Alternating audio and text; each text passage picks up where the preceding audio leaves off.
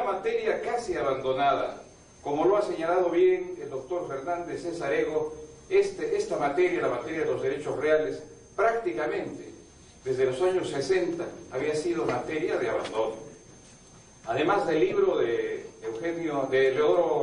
Romero Romaña, libro aquel de los años 47, y libro valioso, libro con el que todos hemos estudiado, y libro que es en realidad la recolección de copias mecanográficas de sus clases de los años 45 y 46, y no obstante ello, un libro extraordinariamente didáctico, valioso. Además de este libro y del libro de Jorge Eugenio Castañeda, de la década del 50, reproducido el año 60 más o menos, solo tenemos en el intermedio libros de esta extensión, de este contenido, libros como Exégesis, que ha sido ya mencionado, circunscritos sin embargo por la circunstancia de ser el comentario, por el método de tratamiento que ha escogido, de ser el comentario de cada uno de los artículos de los libros que ha comentado el profesor Arias Schreiber, y que consiguientemente está impuesto por la lógica del propio código, que muchas veces no es la lógica que el propio autor quisiera dar al desarrollo de los temas que trata. Otro libro también digno de mencionarse en el intermedio es el libro escrito por el profesor Carlos Ferdinand Cuadros, viejo maestro, con citas clásicas, y que muestra la gran y antigua experiencia del maestro en derechos reales. Libros hay, además de estos que he mencionado en el intermedio, ya menores en extensión, aunque ricos en contenido. Por eso el gran mérito y la gran importancia de este libro, como digo, en un tema prácticamente abandonado, y que tiene además la característica interesante de hacer un buen uso de fuentes romanas, cosa infrecuente en los libros que hemos mencionado. También estamos de acuerdo con él en lo que respecta a la necesidad de legislar sobre los predios rústicos, y también encontramos con él que este terreno, que este aspecto es borroso en lo que respecta a nuestra legislación. El artículo 883, como todos ustedes recordarán, estableció que el Código Civil no regiría, no se aplicaría para lo concerniente a los predios rústicos, y que seguiría en aplicación la ley de reforma agraria y las diversas leyes que sobre predios rústicos se habían dado. Pues bien, se ha derogado el artículo 883, pero ¿cuál es la legislación que debe regir o que va a regir a los predios rústicos? Hay una serie de aspectos, hay una serie de situaciones relativas a predios rústicos que no están en este momento adecuadamente reguladas. Hay vacíos por resolver, por superar, y coincidimos con él plena y ampliamente en esa observación tan interesante. Una reflexión sobre los bienes llamados en el libro subacuáticos, que son aquellos tesoros encontrados en el fondo del mar. Cuenta el autor de manera muy amena el naufragio del buque insignia San Martín, de la escuadra de Lord Cochrane, que naufragó frente a las costas del Perú, y que hasta el momento estaría hundido en el mar. ¿A quién corresponden esos bienes? Es contrario al hecho de que alguien que los rescate pueda hacerse por lo menos en parte de esos bienes, o por lo menos recibir algo por esos bienes. Yo pienso que si esperamos que el Estado, si esperamos del Estado que lo haga, nunca vamos a poder rescatar esos bienes.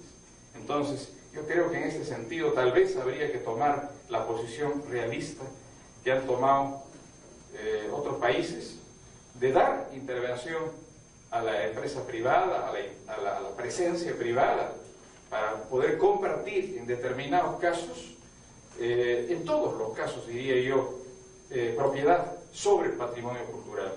Y la prueba la vemos en el Museo de Osma, la vemos en el Museo Italiano. El hecho de que sea patrimonio cultural no debe de ninguna manera significar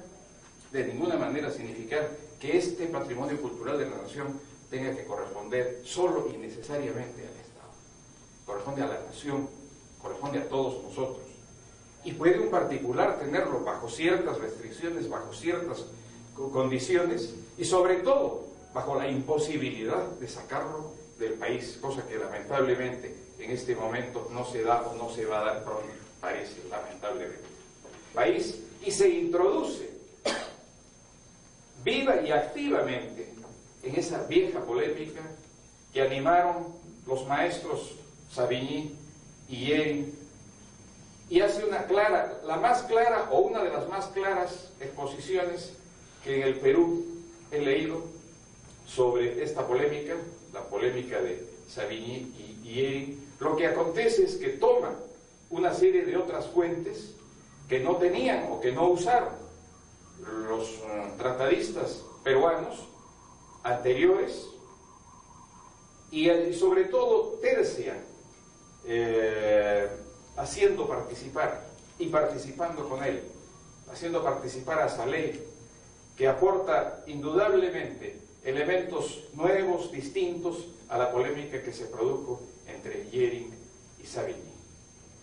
Pero a propósito de esto de Hering, con el doctor Ramírez Cruz, en que la posesión no solo es un hecho, sino también un derecho. Y coincidimos con su acotación de Hering, de que porque se trata de un interés jurídicamente tutelado.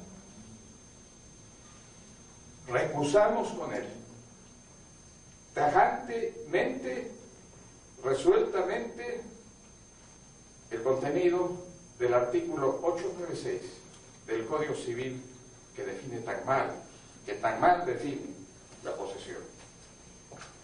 Mucho ha habido usarlo. En algunos casos, cuando lo es permitido, no siempre tampoco, disfrutar. El usuario solo puede usar. El arrendatario que no tiene facultades para subarrendar solo puede usar.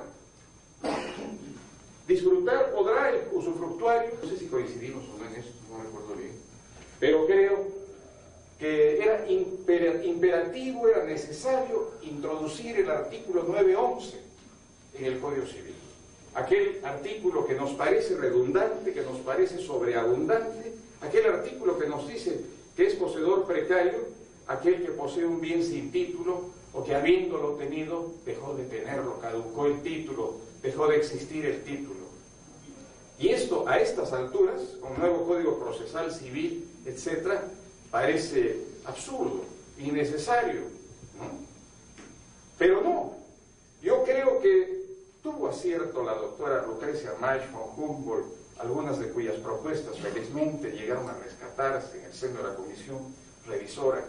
Tuvo acierto al proponer la necesidad de la inclusión de este artículo 911, porque hasta entonces, hasta la dación del Código de 1984, se interpretaba indebidamente el artículo 906 del Código de Procedimientos Civiles. El Código de Procedimientos Civiles permitía el desahucio a los precarios, pero ¿qué eran los precarios para el Código de 1912, el Código de Procedimientos Civiles? Eran los precarios romanos, aquellos que habían recibido por favor, aquellos que habían recibido por concesión un bien con el compromiso de devolver el bien. Esos eran los precarios para el Código de Procedimientos Civiles de 1912. Entonces, así fue entendido al darse el Código de Procedimientos Civiles. Esto fue, sin embargo, cambiando. Para unos tuvo el concepto que ahora tiene, aquel que carece de título, aquel que dejó de tener título. Entonces nosotros encontramos con posterioridad al Código de 1936 múltiples ejecutorias contradictorias sobre el concepto de precario. Había que romper definitivamente esas contradicciones y había que establecer un concepto unívoco, claro, sobre la precariedad, que lo estableció el artículo 911. Y en lo que concierne a la tutela, hace un clarísimo distingo, no siempre hecho así, entre los interdictos y las acciones